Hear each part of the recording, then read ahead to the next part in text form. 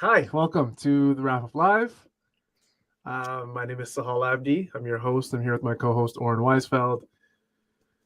And tonight, oh man, I'm kind of still recovering um, off of one of the most heartbreaking losses of the season for your Toronto Raptors. They lose to the 46-19 Denver Nuggets, 118 to 113. That brings the Raptors record 2 games below 500 to 32 wins and 34 losses on the season. Um, I tweeted I'm still in shock. I'm still in shock as we're going live. Oren, I know you watched the end of the game primarily. Didn't really get a chance to watch that first portion of the game, and we'll get into why. Of course, you enjoyed some basketball even before the Raptors Nuggets game, but let's start at the end, Oren. Where do you want to start at the end of that game? The way it ended, the referee calls, the Scotty Barnes getting tossed. I mean, a bunch of things happened. Let's just try and recap it for everybody watching.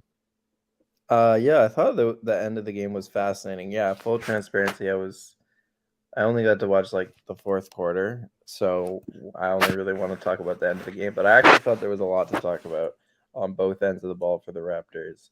But we can start with like the reffing and the controversy and really what happened at the end, and then get into the more basketball stuff. But um, yeah, basically Nick Nurse challenges call on it looked like Jokic hooked Scotty Barnes. At the very least, it looked like it wasn't a defensive foul on Scotty.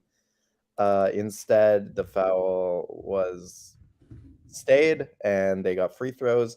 Next time down the floor, Scotty goes to shoot a layup. It looks like Jokic fouls him on the original shot, and then Scotty extends his left arm, and it's like more of initiating contact. But I thought on the initial shot, Jokic fouled him, but they basically overturn the call. So Michael Malone wins his challenge. And then next time down the floor, this is what happens. It's a 1 point game at this point, still very much in available, but a foul is called on Pirtle. Scotty says something. Scott Foster very angrily. Yeah, Uh, with all the might in his arms. Yeah, I didn't see the first tech that Scotty got, but I just want to say, first of all, it's going to show the clip of the Pirtle foul, which I thought in the first. No, it's not. Okay, the Pirtle foul in the first place was not really. It was a ticky tack foul to call at this point in the game, same as the Scotty foul on Jokic. But usually, I've said on this show a couple times that the Raptors lose their composure with the refereeing, and it's a problem for them at times. Um, but I can't even say that about this game because I honestly can't blame the Raptors for the reaction to some of these plays. Like, I was sitting there pretty objectively because I didn't watch the whole game. I wasn't that like into it as a fan. I was sitting there pretty objectively being like, okay, this Raptors challenge is gonna win, and then the Denver challenge is gonna lose. That's how I thought it was gonna go down. Both of them go against the Raptors, and then this foul on Jokic on Gordon under the basket. Three major calls go against the Raptors in the last minute of the game. It's hard not to react. So I'm not going to blame the Raptors here as much as I'm going to blame bad luck and refereeing. yeah. Like I said, there's so much that happened in the last minute. I think it was minute 20 in the game. Uh, Man, I thought at one point the game was over when Fred kind of went to that high pick and roll that they were absolutely crushing the Nuggets on all night long from the beginning until the end. Actually, right before Fred subbed in, I think with just several minutes remaining, both him and Jakob Poeltl were on the bench. Nick Nurse called a timeout because the offense just looked like they lost all sorts of creativity. They just couldn't find a way to get the ball into the net. And, a couple minutes later, here comes Fred coming down court. Maybe, I'd say one of the most important possessions of the game comes down court, high screen and roll, gets blocked by Jokic. At that point, I thought, okay, maybe this game's over. A couple plays later, the Raptors get the ball back. Jakob fouls Jokic, shoots 2 free throws, makes them. Raptors get the ball back. Fred draws a foul on, I think it was KCP, if I'm not mistaken. Makes both free throws.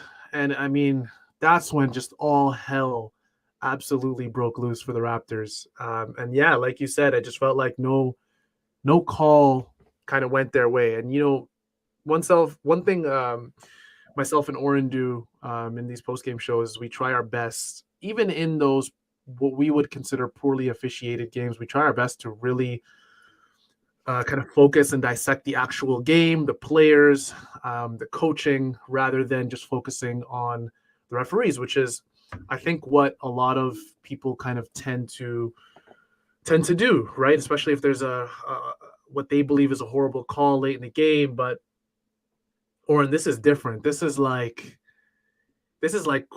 won't call them horrible calls. I guess just to be, I'll call them very questionable calls. Um, Very questionable call after very questionable call after very questionable call. I mean, if we're gonna give the Nuggets some credit, Jokic made his free throws. Jokic seemed like he was being held, um, offensively he's being contained by the Raptors pretty well. I mean, you look at the box score and you say, okay, Jokic had, what do you have? 17 points, 13 rebounds, 9 assists. Like, that's an incredible game if you look at the box score. But this could have easily been one of those monster games for Jokic. So, I mean, one of the positives for the Raptors, they contained him a bit just as about as well as you could. I got to give credit to Jamal Murray, the Canadian man. Like, I mean, I know everyone watching wants to talk about the referees, and we will, right? And we have so far, but you got to give some of the guys on this Nuggets team credit. And I'm starting with Jamal Murray. Like, his clutch factor in this game, Oren, is incredible. I know you know a lot about Jamal. Obviously, you cover Canada basketball pretty deeply. So we won't get into Jamal now unless you want to, Oren. But do you have anything to say really quick about one of the best Canadian basketball players right now on the planet? And are you muted, or am I not hearing? Yeah, he's my bad. He's definitely clutch. Shown it in the playoffs. I feel like every playoffs, like on that stage, he's always better than he is in the regular season. He always starts seasons slow and picks it up. So I do think he's like a big game player, a fourth quarter player, and credit to him and a couple of, like, him and Porter Jr. made 9 threes in this game. And obviously, like you said, Jokic was held in check. The Raptors always kind of do that. They dare the other guys to beat them, and credit to those guys for shooting so efficiently. Murray took over late. I wanted to just say that the Nuggets have the best net rating by miles in the clutch this season. So this is not an easy team to beat. I think the reason I was saying to you, like, off air, the reason this is so upsetting is not because the Raptors fell apart or anything. Like, they played a good game. Denver was just better in the clutch, and that happens against Denver. But the reason it's upsetting is because how it went down with the refereeing and so many calls going against the Raptors at the end of the game. It just didn't feel fair, I guess, would be an accurate way. And I just saw this hilarious clip of, like, when Scott Foster ejects Scotty Barnes and this other ref just like he's like what, who, because clearly Scotty didn't say anything that egregious, or else. And that for the listeners, for the listeners, that referee was right beside Scotty Barnes, if I'm not mistaken. Yeah. Well, when he tossed it in it, he's confused. So if he's confused, so are the Raptors. So, my question is, what did Scotty Barnes say? Or even do, because it didn't look like he did anything with his hands or did something really bad if you're to get an immediate ejection, right? No, because I think it was his second tech, right? Oh, okay. Must have been. I don't know. Did you not see a tech earlier in the game? I did. I personally didn't see one, but I don't know. I watched the whole game. Double teched him. That would be crazy. But no, I think it was his second tech. But yeah, you're right. You have to say something really egregious for that to happen, and clearly he didn't, because this ref is so confused. So, anyways, that's enough about the refereeing. Let's get into some of the basketball, because we were talking about Murray. So I thought this game was really interesting in a lot of ways. It really showed the versatility of the Raptors roster. Some good, some bad. So, like, they put Barnes on Murray in the clutch. And the reason they did that instead of Fred is because then they can switch the Jokic pick and roll Mhm. and Fred doesn't go on to Jokic.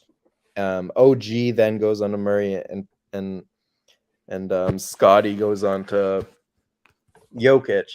Mhm. But so like that's great to have that versatility and to kind of hold that pick and roll in check. But then you also saw, you know, Scotty's not as good as a point of attack defender as Fred. So the problem with that is if Murray decides to just reject a screen and go at Scotty, which he did a couple times late in the game, he can get past him. And so I thought that was interesting in terms of like navigating. Do you want to just put Fred on this guy and then deal with what happens in the pick and roll, but at least in isolation he can stay in front of him, or do you want to put Scotty on him? They elected to go to Scotty, and it worked some of the times, other times not. It was also just interesting that they put OG on Jokic for most of this game, and I thought from what I saw, Pirtle was a really effective help defender, kind of on Eric Gordon, but like roaming really in the paint. He had that one huge stop with a few minutes Huge. went off Gordon, and the Raptors got the ball. So yeah, on both ends, the Raptors were just like such an interesting. To me, this was the most like realized version of the Raptors when we talk about like Vision 6-9 and all of the versatility that brings on both ends of the floor. Like I mentioned, on one end of the floor, and then on the other, it was like, okay, Fred and Pirtle will run a pick and roll. Next possession, Siakam and Pirtle will run a pick and roll. And then last possession, Scotty and Pirtle run that pick and roll on the play that got fouled and then overturned. So it's just like really hard to plan against that, I think. Definitely. If you're Definitely. an opposing team. Didn't go the Raptors' way tonight in the clutch, but I thought that they had all the tools that they needed to win this game. Yeah, absolutely. And I think you mentioned the matchups first. I think that was one of the most intriguing storylines heading into the game. Whenever the Raptors go up against one of these top 5, 6, 7 players in the league, whether it's Joel Embiid, Nikola Jokic, whoever it is, one of the things that I think fans are most worried about is how will Nick Nurse defensively stifle some of these stars, right? We've seen some things with Joel Embiid. I mean, OG Anunoby being thrown on Joel Embiid. It seems like OG Anunoby's the guy now because OG Anunoby's been thrown on Joel Embiid. He's been thrown on Nikola Jokic now, and he did again. Like I said, they contained him pretty well. You mentioned Jakob Poeltl on that one play, I believe, in the fourth quarter where he got that steal right underneath the net. Was it a steal or was it a turnover for them? It was For the like, Nuggets. yeah, he hit it off Gordon's leg, and Gordon. then It might as well have been a steal, though. It might as well have been a steal. I think one thing that was important is that before that, earlier in the game, those doubles were coming for Jokic, and they were coming all over the court. I mean, one thing I appreciate so much about Nikola Jokic is that his ability to operate from any point in the court, whether it's beyond the 3-point line, on the elbow, at the top, super low underneath the post, underneath the rim, 10 feet away from the free throw line. It seems like his vision of the court, he can see everything. He knows where everybody is. You could see him, honestly. It's one of those things, Oren, when you watch, have you ever seen that viral soccer video of Xavi, the midfielder Xavi, the Spanish midfielder, where he's constantly like looking around him in a span of like 10 seconds. He's looking left, right, left, right, left, right to see exactly where every single player on the pitch is for him. I feel like that is exactly what Jokic does all the time, whether he has the ball or not. He's constantly looking around to see, okay, I got Aaron Gordon here. Okay, I got this guy here. And sometimes he's even directing guys when they're running some of these actions. So Jokic, for me, it's so impressive because in a game where you could probably say you contained him better than 95% of that the league could, you still look at Jokic and you could still see positives and why this guy's maybe leading, I think, the MVP race at this point in the season. And at this point, I mean, Oren, if he wins 3 in a row, I mean, we're already talking about a guaranteed Hall of Famer in my opinion. But if we're talking 3 MVPs in a row, I don't know. I don't remember the last time anyone's done that. So, he's yeah, ridiculous. He affects every single play on the offensive end. And I watched a lot of the Nuggets, and this wasn't even a great example of like a clutch time Jokic game. But like, I was literally like not confident that the Raptors are going to win because every game in the last 7 minutes, Jokic just controls everything, and it's so impossible to stop him. The only way to beat the Nuggets in the clutch is to score. Like, you're not going to get the stops required. And again, I brought up the matchups because I think the Raptors are pretty uniquely suited to get some stops, and they did get some stops. That wasn't actually the problem. It was the offensive end dried up late in the game. But yeah, like, you have to outscore the Nuggets in the clutch because Jokic is just guaranteed in the end of the game when he really wants it to be efficient. And Murray deserves credit too. Their two-man game is what the Nuggets always go to at the end of the game. And most teams just have no answer. You can't switch it because Jokic will pummel you in the post. You can't drop because Murray will shoot. Like, there's not much you can do. And the Raptors, again, they had some real answers. In some ways, they got unlucky. Like, the Nuggets hit every important shot down the stretch. But more importantly, I think the Raptors just didn't. Their offense dried up late in the game. Yeah, and every important free throw as well, which is tough to do because, I mean, I don't want to fawn too much over who I think is leading the MVP race in Jokic, but we even mentioned that super high IQ play where the screen's coming downhill towards him. He's on defense and he has Jakob Poeltl essentially on his hip, and he's holding him. And it's clear. It's not clear enough where you'd consider it an off the ball foul, but it's clear enough where they call it. And now Jakob Poeltl is going to the line, a 60% free throw shooter who misses two in a key moment in the game, right? And I don't think any Raptors fan expected Jakob to go up there and hit both in a row. I mean, most Raptors fans were probably just hoping for one. And that's been a storyline, I think, with Jakob Poeltl. He's been struggling to kind of fix that free throw form. It's not something that I'm going to hold against Jakob because it is what it is at that point. He played a fantastic game. I mean, I was counting my blessings, I felt like, during the game. The Raptors finally had a guy who could set great screens, roll to the rim, finish at the rim at a very, very high efficiency. And we saw another great Jakob Poeltl game against one of the best centers in the league. First quarter, Oren, I don't know if you saw it at all, but I mean, if we're doing this like a boxing match or a UFC where you're going round by round, Jakob Poeltl won that round against Nikola Jokic, which was incredible. So I got to give Jakob Poeltl some credit. I got to give the MVP. Not the MVP, the former MVP, the guy who's leading the MVP race in Nikola Jokic, some credit as well. Jamal Murray, we talked about, had a fantastic game. I feel like, or in this Denver Nuggets team is just perfectly structured around this offensive fulcrum of Nikola Jokic. Like it's you have Aaron Gordon, who's just an amazing weak side defender, a guy who can come in, cut whenever you need him to cut, a good finisher at the rim. And you have a bunch of other guys. I mean, Will Barton leaves. You still got Bruce Brown, who, I mean, I guess he's a pretty good rotation player. I mean, he was great, I thought, in his role with Brooklyn. Yeah. So Reggie Jackson is probably the one guy that I mean, he had some shots. I mean, he had a really tough shot in that game, but the team's just perfectly crafted around him. So, I mean, there's only so much you can do. It just hurts, Oren. The last thing I want to say before we move on is it just hurts that the Raptors played, in my opinion, one of their best games of the year versus one of the best teams in the league, and they just couldn't get it done. And the circumstances surrounding the end just made it hurt that much more.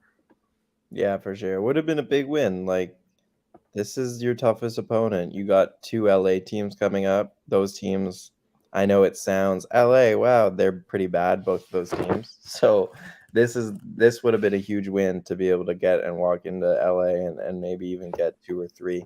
Now those LA games become must win.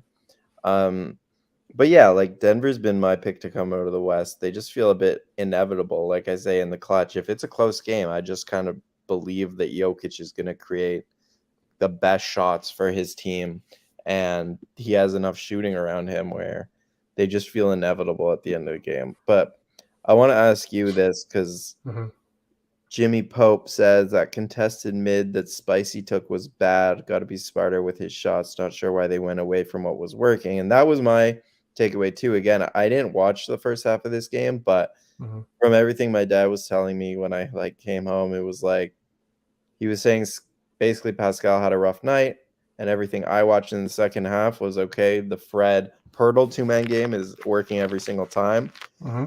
I found it surprising that they went away from that in the clutch and that it went back to Siakam ISO ball. He had a turnover, then he hit a mid-range jumper, then he missed a mid-range jumper. And then once he missed it, Fred got the ball back and they started going again in that two-man game with Pirtle. And I mean, yeah, it's ultimately one shot, one miss. It's not why the game was lost or anything like that. But what did you think about Siakam getting the ball? Like, on one hand, it's your best player. Mhm. And I've said on this show like that I just want Siakam to decide the games. So I guess it's a bit hypocritical to change that stance, but at the same time, on a night when he doesn't have it, when a bunch of your other starters do, I just don't know if that was the right kind of play calling towards the end of the game. So before, because I don't want to, I don't want Mr. Weisfeld to just come at me and slap me across the head for not completely disagreeing, but I thought the first half Pascal Siakam had was good. I didn't watch it, so I'm not going to disagree. Yeah, My dad would disagree, but that's fine. He was He's hitting. He was actually analyst. So no, we won't go that far. But he was hitting that mid-range shot. And he was hitting some tough shots as well. And I think he's been doing that all season long. It's not something where it's like, oh my goodness, Pascal Siakam's really hitting his mid-ranges tonight. I mean, he's been doing that all year long. Tough shots from the mid-range. He was at one point it almost looked automatic in the first half, but the point you made still stands. And I think they went away from that because it didn't work one play, which sucks because that play, like I mentioned earlier, I think it was 118 left in the fourth. It was tough because Fred, I mean, I think Nikola Jokic swiped at the ball with his left hand, and Fred, I don't know, touched the ball or whatever. It looked like Fred just lost the ball on his way up as he was coming downhill. Yeah, but Nick was adamant that was a foul. That's when Nick really started going on the refs, is when Fred, had that turnover. Nick seemed very confident that it was a foul, but I don't know. Yeah, I mean, from what it looked like in real time, it didn't look like a foul. I didn't see a replay. I'm not even sure if they showed a replay. Maybe I just was so heartbroken that he missed the shot. It's tough, or it's one of those situations where it's just like, I mean, I agree with you. Pascal's the guy. Like, if there's one ISO guy in the game that you want it to have it in the last 2 minutes of the game, and just let him do what he wants, and just take advantage of those one-on-one matchups, because at the end of the day, during this season, he's been hitting some of those shots, right? And teams have paid because the doubles will come and Pascal will take advantage and he'll find a guy in the weak side corner, whether it's Gary. We saw it happen earlier this week with Gary Trent Jr. Like, guys, become open because of stars. We saw that with Jokic. We saw that with Jamal Murray late in the game. And we saw that, and we've seen that all season long with Pascal Siakam. So it's tough. I think it's one of those things where it's like, the one time you want to go away from your star, this is probably it, because Fred and Jakob Poeltl's what they had going on, that chemistry was just like Nuggets had no answer for it. I thought in the first quarter, when they called their first timeout, they were going back in saying, okay, we got an idea of what we're gonna do with this Jakob Poeltl and Fred VanVleet high pick and roll, but there was nothing. There was absolutely nothing, and they went to it, like I said, and it failed. And then they said, you know what, we're abandoning this. Maybe that's just the thing, Warren. Maybe that's just one of those things where it's like Pascal has that type of power and gravity and say on his team, where when things don't go well one possession and it's late in the game, he's going to demand the ball. And I don't know if any player can really tell him no. It's tough because, again, this isn't a game that I'm blaming on Pascal Siakam. It's not a game for that missed mid-range shot. It's not a game I'm blaming on Jakob Poeltl for missing those free throws. It's not a game I'm missing on Fred for losing the ball like that, right? It's not even a game that I'm solely blaming on the referees. And I know a lot of people want me to do that, but I'm not doing that either. I feel like all of those things had factors in a very disappointing and heartbreaking loss for the Raptors. Yeah. I wanna bring the heartbreak back though, because I know we got over it. Everyone processed the trauma, moved on, but I'm bringing it back because I was pretty calm at first. I said I assumed that was a second tech. Turns out he just straight up ejected Scott. He threw him out. I told you. Which is crazy. Yeah. Like, giving him a tech for saying something is understandable, but to throw him out and give him a double tech at that point in the game for just talking, like, again, nobody wants to see the Scott Foster show, and this is where I will go on my rant, is like, if you are a new NBA fan, for example, and you're flipping the channels, right? Just imagine this, and sorry, I'm gonna pull up something else. That You're zoom flipping through in the picture on channels. the other referee is hilarious. I'm sorry. You're Yeah. flipping through the channels, and then you see Raptors Nuggets game, 5 minutes left. Oh, let me watch this.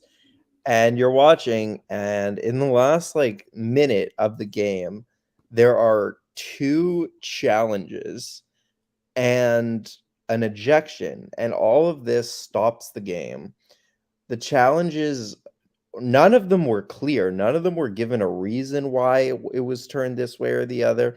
They were very unclear whether like it wasn't clearly a foul or clearly not a foul in either situation. So I just think from an NBA perspective, this is a terrible look. Like Scott Foster not only decides the game, but these challenges waste time. Nobody wants to watch them. They're basically pointless because you're still not sure, even if the refs feel like, oh, we got another look now, we think this is what happened. It's still not objective that happened. It's still not 100% clear. So I just hate everything about the challenges. I hate everything about Scott Foster making that about himself because maybe he doesn't like Scotty and they don't have a good relationship. Like, whatever it is, you can't decide a game by throwing out one of their best players in a moment like that. And yeah, I really thought that was a really bad, like, even watching it, I was pretty bummed out by all the stoppages late in the game. And I think from like an NBA perspective, from a new fan perspective, if they just tuned in and watched that game, they would be really like not eager to watch another NBA game because that is just not entertainment. That's not how you entertain a fan base. Yeah. Like I said, I mean, I tweeted word for word. I'm still in complete shock. I haven't seen NBA officials and maybe this is like a little extreme, but I tweeted, I haven't seen NBA officials so blatantly take over a game like that in a long, long time. Heartbreak for Toronto.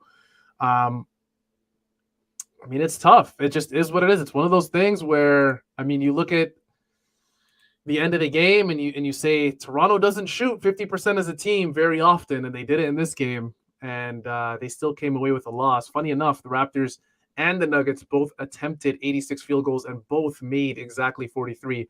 Both teams shot 50%. Just tough.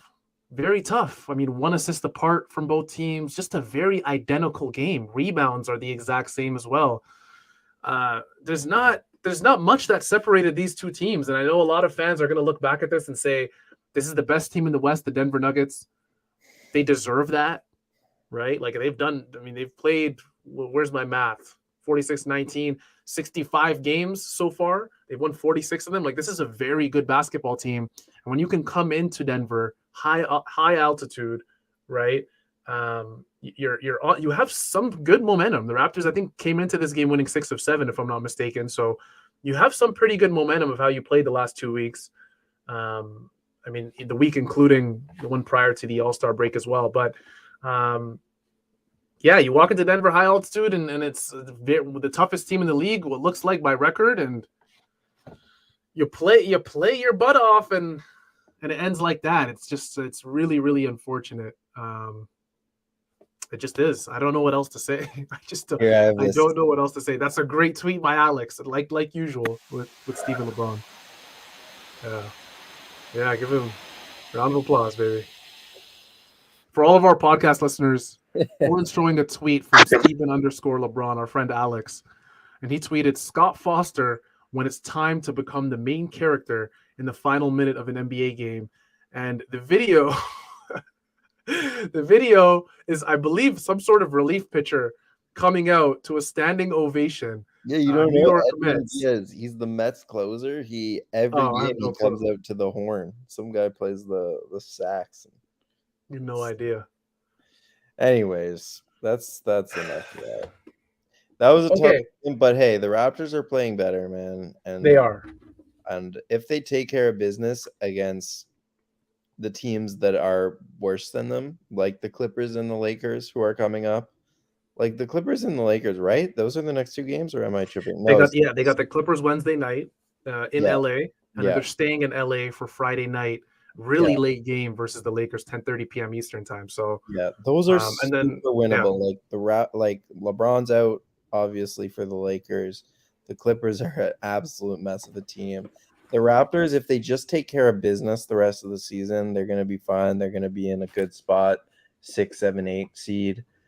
Um, and obviously it'd be nice to get some wins against better teams like Denver, but it's at least nice that the Raptors are playing better as of late. They look a lot more versatile with Pirtle in play. They can do a lot more on both ends of the floor. He's been just great, like individually. Like forget about what he makes the Raptors. Individually, he just is like playing like a top 12 center in the league. I don't know. He's just been phenomenal. So it's exciting to watch competitive basketball, which I didn't know we would be getting at this point in the season. It's exciting that the Raptors can compete with any team, even the best teams in the league. Mhm. But they haven't figured out how to win those games, which is a very important next step. Like this has been the problem all season. They've been in close games with really good teams all season, but they can't figure out how to win them. And this was another example. Although again, I find it hard to blame the Raptors for this one. Scott yeah, Boss. yeah. I mean, the first step to winning those late games is going to be, I guess, making sure that a man with the last name Foster is not the head referee of that game that night. Like Scott we Foster said, like, literally can't ref Chris Paul games anymore because like he's yeah, literally been too unfair to Chris Paul. So I find that yeah, pretty funny. yeah. Yeah, I mean, I'm not shocked. Like we said, Clippers Wednesday night, Lakers Friday night. Oren, I mentioned right when we started that you were watching some basketball even before this Nuggets game. Do you want to let everyone in on what you were doing? Sure, I'll quickly because we got to wrap this up soon. But I Yeah. was at the Raptors 9:05 game versus the G League Ignite in Mississauga. It was actually a lot of fun. Pretty good attendance. Really good game until again a different ref whose name I don't know gave uh Scoot Henderson a second technical, and we're all there to watch Scoot Henderson, the number 2 pick in this upcoming draft. And it was just a soft technical. Like the first one he deserved, but the second one it was just a soft technical, threw him out. And then from there, the 905 went on a run and just destroyed the Ignite in the fourth quarter. So that was a lot of reffing I had to deal with today. But the Scoot it wasn't his best game ever, but he looked great. I mean, he's an exciting player and he's huge and he never stops moving and he's really unselfish and he didn't really start taking over that game until like late in the third quarter. And the Raptors were great. Like Jeff Doughton outplayed Scoot Henderson. He took that game personally and he just dominated the Scoot matchup. I was telling Samson, who I was there with, like, why is Jeff Doughton in Mississauga right now? He's proved everything he can prove in the G League. Doesn't make sense. Why is he not with the Raptors right now? It doesn't make sense. Wieskamp had a bad game. Harper had a good game. Koloko had a really good game. Couple huge blocks.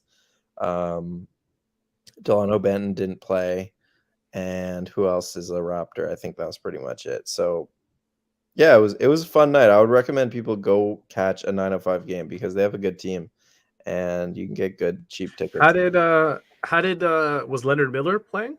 Oh yeah, Leonard Miller played. That's actually why I went to write a story about Leonard Miller. I was gonna say Wasn't there's no way you were just there for Scoot. Yeah, it wasn't Leonard's best game of the Yeah. season, but yeah, he's still pretty raw, but he's like a 6'8" athletic guy, good cutter, good rebounder.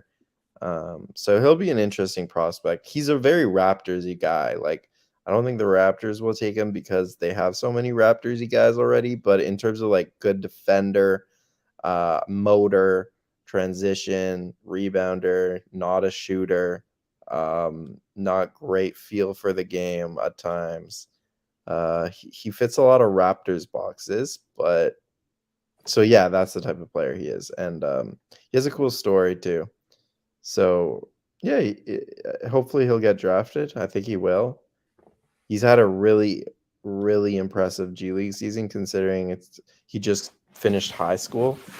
He's averaging like a double-double in the G League against grown men, so he's been better than I expected him to be this year.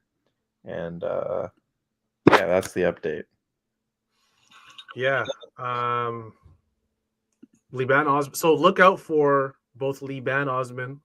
Well, Liban Osman already published his, but look out for Liban's written 2 stories about Leonard, and that's how I know that he has a cool story about growing up in Mississauga. And his older brother was a hooper and stopped playing because he wanted to help his 2 younger brothers kind of play and get to their practices and all that. And now both of his younger brothers could make the NBA next season. Emmanuel Miller is also really, really good in his 4th year. Likely an NBA guy. So it's a cool story. And yeah, read Liban's pieces. Yeah, Liban Osman, digital producer at the Toronto Star, posted an incredible story on Leonard Miller. There's also a great story coming out soon from Oren Weisfeld. Obviously, I'm sure by now, if you are with us almost every night on Wrap Up Live, you follow Oren Weisfeld on Twitter. So that should be coming soon. I'm excited for that. Oren. Oh, that'll be near the draft. Sorry. Okay. It's going to take some time. All right. It's going to take some time. Oren, this is it's difficult, man. It's difficult. This is one of the most difficult losses, I think, on the season, but I'm glad we got to recap it together. We appreciate everybody for watching. We've done almost 40 minutes, which is not the usual, right? But, I mean, we had things to talk about, and, this was a therapy session for all of us Raptors fans. So we appreciate all of you guys being here tonight. If you haven't already, please like the video. It helps us on the YouTube algorithm. We really appreciate it. Subscribe to both the YouTube channel, and if you're listening to this on the podcast, subscribe to the Rapcast on Raptors Republic. We appreciate all of you guys. Again, like I said, having you here tonight. Fortunately, tonight, very unfortunately, your Raptors were defeated by the Denver Nuggets 118-113, bringing the Raptors record to 32 wins and 34 losses on the season. They've got the LA Clippers on Wednesday night. So yes, Raptors fans, we are going to see Kawhi Leonard, just not in Toronto, which should be fun. Oren, do you have any last words before we move on and we move on to these 2 LA teams? Scott Foster probably hates Scotty because growing up, it was like, when you're like I don't know if you had this, I didn't have this, but when you have the same name as someone else and now no one ever knows what to call you. So it's like Jonathan, John, and then they start calling you like your second name, your last name. I was always like, I would hate if people called me by my last name if I had like a really name. So he probably hates Scotty because Scott, everyone named Scott, he grew up hating because people wouldn't call him Scott growing up. No, we get it. No, I fully do get it. We gotta go. Yeah, we gotta go. Luckily for me, Oren, I think I'm the only guy named Sahal, maybe in Toronto. There may be another one. There's not many names either out here. Yeah, so but thank you guys for watching. We appreciate you. Like always, we loved having each and every one of you spend time with us after tonight's loss. Unfortunately, we'll see you all next time on Wrap Up Live Wednesday night versus the LA Clippers. Take care and be safe.